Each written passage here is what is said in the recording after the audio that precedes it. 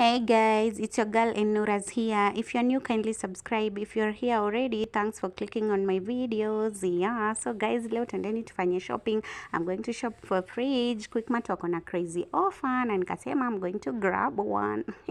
So my fridge ilikuwa kwa this space na nikanyakua, yes. So from there ikaletwa this area, wakakuja kuikagua, kuitest kama inafanya ama haifanyi, inawaka kama haiwaki. After hapo ya unajua lazima itestiwe. After hapo nika sign warrant, vitu kama hizo as you can see, then delivery nikafanyiwa home haraka iwezekanavyo.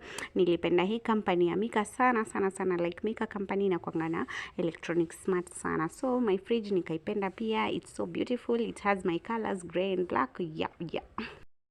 Hey guys, I'm so excited. Let's see what is inside my fridge. I got a new fridge. Yeah. So tuanze na hapa hivi. Hapa tuko na hii. This stuff here ni ya kuweka ice cube. I love it the way wameitengeneza like iko closed, so hata my freezer ikimelt sina wasiwasi. Ice cube zangu hazitachanganyikana na vitu zingine. And then this one, hii sijui ni ya nini. I don't know, but I'll find out. Kuna vile ina shake hivi kidogo.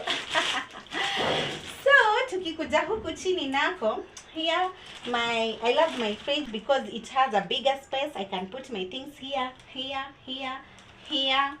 and then this side I have this. Oh yeah, so nice. So hapa tukifungua we have this. Hii pia ni ya ice cube, inapanda huko juu. And then this one, hii ni ya mayai. Yeah, tunaiweka hapa hivi. See guys, mambo ni kama hivyo.